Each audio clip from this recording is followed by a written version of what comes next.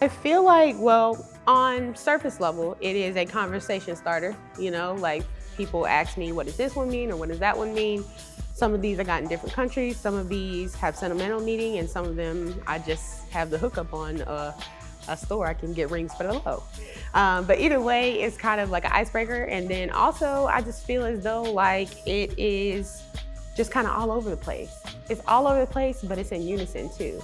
Like it tells a story somehow, and it takes you a lot of different places. And it's another way I feel like for me to connect and feel comfortable with, my emotions or my outlook on life being everywhere or another at any given time. I have a very loving spirit, and like I said, I'm rowdy but respectful. So I really got into adornment making because I'd be breaking things.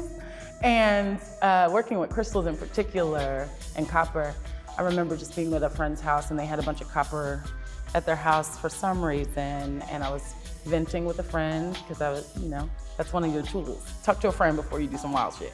So, so I talked to my friend, was bending up the wire, and she was like, whatever you just did to that wire looks really cool. People wire wrap all the time. You should make some, put your crystals, because I've always carried crystals.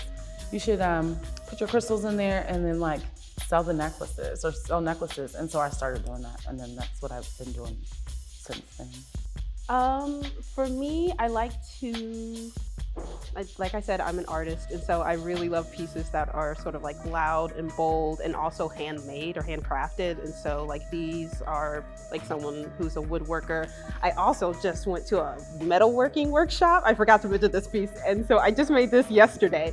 And so it's just like a fun way to like support other artists, but also just learn new things and stuff as well.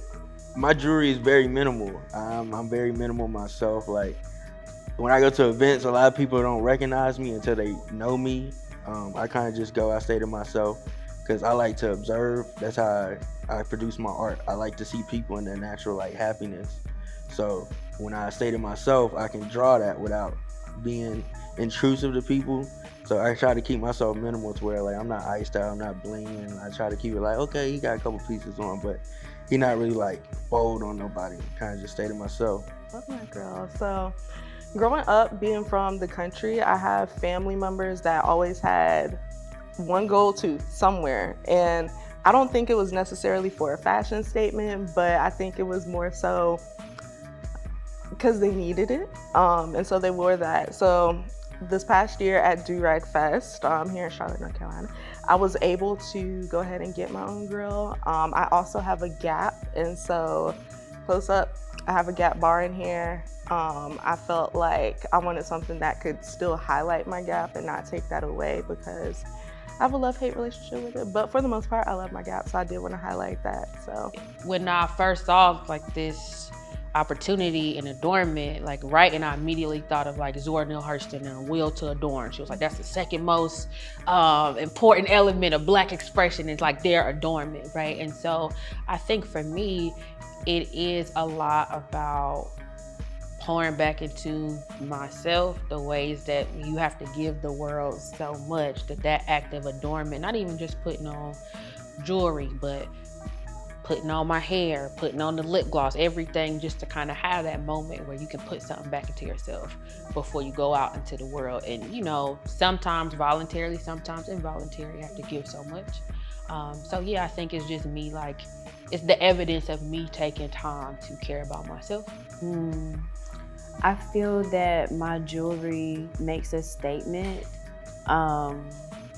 I like to wear, if I'm wearing bracelets, then I like to wear a lot at one time, because I like the sounds. I like the sounds that it makes. And also, they, again, embody like femininity to me and like softness. My aspiration is to always be adorned. So I also have piercings like this nose and even in my ears so that I'm always adorned. Even with my tattoos, I'm like, I should be adorned all the time. And so that's essentially what drives my style, like just the idea of being adorned no matter what, because it's a very it feels like a very spiritual practice for me. My pieces that I like to wear help me to remain who I am and remind myself of who I am at all times. It's almost like each piece is a different character that I bring daily. And growing up, when I start to feel like people, friends, peers, and whatnot want you to dim your light, that weighs heavy on you for a while. And so I started to realize, in the latter years of being a creative, that wearing these pieces helped me to affirm that I'm me and I'm not changing that for nobody. I think it's like just enough, multiple earrings in my ear. I think it's like a nod to my femininity. And then like my nose ring, another touch of that, although we're seeing more different people, androgynous men wearing nose rings. Shout out to Tupac for breaking the mold. And I think gold in particular just looks good on my skin tone. So when I wear just enough of jewelry for you to notice it, but not enough to embellish my presence.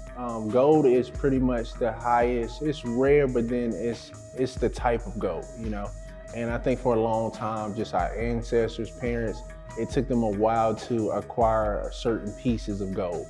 So that was one thing that I knew myself just growing up as a little boy. I wanted to take, the first rope chain I had, but then I wanted to be like Mr. T and have multiple chains. So in a sense, when I'm getting up just to have gold chains, it gives me that sense of just being an honorable Black man, but then just going out in the world just from, I'm royalty, I'm myself, I can be me, but I represent just my parents, just my ancestors, my grandparents, and just that state of being proud of being me and where I come from. I used to get teased for my voice a lot. And I feel like growing up, because of my voice, my Blackness, I've always had to defend my Blackness. You sound like a white girl. Whatever, I'm not. And so I used to talk a lot less, and I think that's when I really started adorning myself, early in life, knowing I might not verbalize it, but you still gonna see it. Kind of vibe, and I can see ways in which I still show up like that. My nameplate speaks to me because it says my name. Let's start there. My name is also spelled very differently, K-H-R-Y-S-T-I-N. And this nameplate looks a lot different than others. It's pretty unique in that it has some designs in it that you don't normally see. So that definitely speaks to my different personality. I don't think I fit into a box. I'm not necessarily very cookie cutter. I am a blonde woman, or I have locks, they're blonde. I wear a nose ring and hoops all the time, but I work in corporate as well as community advocacy. And so you don't see too many people that look like me, just like you don't see a nameplate that looks like mine, or these hoops that are pretty unique in and of themselves. I think that jewelry just, it can either make or break an outfit, and it definitely just gives you that little razzle dazzle. So that completes the fit for sure.